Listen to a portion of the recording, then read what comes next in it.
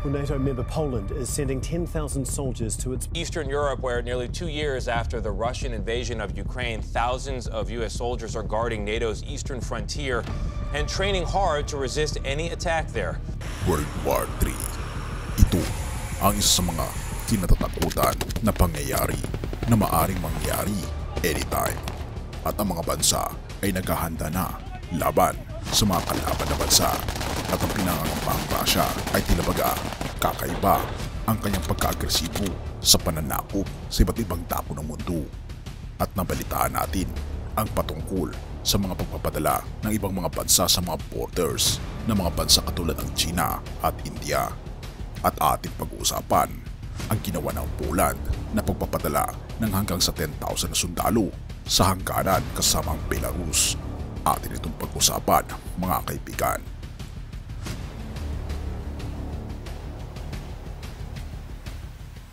Siya nga pala mga kaibigan, kung nais nyo mag-donate sa ating channel, ay hinihikayat kita na sumali sa ating membership club na kung saan mabe-benefit ka sa mga private chats, badges, gayon din makakatanggap ka ng ating free ebook na Steps to Christ. Ito ang isa sa mga pinakasikat na anti-stress na libro sa buong mundo ngayon. Salamat kaibigan sa inyong pagsuporta sa pag-join sa ating membership. At balik tayo sa ating topiko. Ang Poland ay nagpadala ng hanggang sa 10,000 na sundalo sa hangganan kasama ang Belarus. Nagpahayag ang Poland ng mga pag-aalala tungkol sa lugar ng hangganan o tinatawag itong border dahil masusumpungan dito ang lugar ng Russia. Matapos ang pagdating ng daan-daang sundalong Wagner ng Russia sa Belarus, ang Poland ay inilipat ang 10,000 na karagdagang tropa sa hangganan kasama ang Belarus upang suportahan ang puwersa ng bantay sa hangganan ayon sa Ministrong Panlaban na si Mariusz Blaszak. Tungkol sa 10,000 na sundalo ang magiging nasa border kung saan 4,000 ang direktang magtutulak sa border guard at 6,000 naman ang reserve. Ang Poland ay nagpahayag ng mga alalahanin tungkol sa lugar ng hangganan matapos ang pagdating ng daandang sundalong Wagner ng Russia sa Belarus noong nakaraang buwan. Nanatili ang sundalo sa pagbabantay sa lugar ng konstruksyon ng barikada sa hangganan ng Poland at Belarus. Ang Poland ay nakakita rin ng pagtaas ng bilang ng karamihan sa mga migrants at refugees mula sa gitnang silangan at Africa na sinusubukang tumawid sa hangganan. Nagtakda ang Poland na ilipat ang hanggang sa 10,000 na karagdagang tropa at ito ay nakakabahala.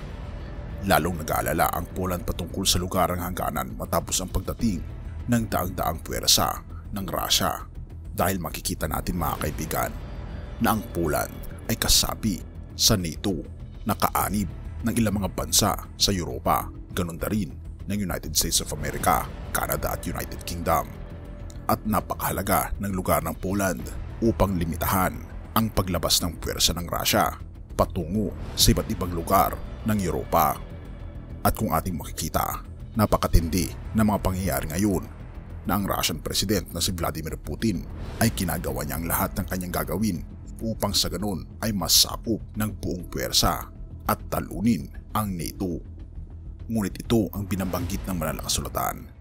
Mga Gawa 16 verse 31, sumagot sila, sumampalataya ka sa Panginoong Hesus at maliligtas ka at ang iyong pamilya. Kaibigan, anuman ang nangyayari ngayon sa ating mundo, lagi nating tatandaan na tayo sumampalataya sa ating Panginoong Hesus lamang at siya ang magliligtas sa atin. Purihin ang ating Panginoong Diyos at salamat kaibigan sa iyong panonood. Tayo manalangin.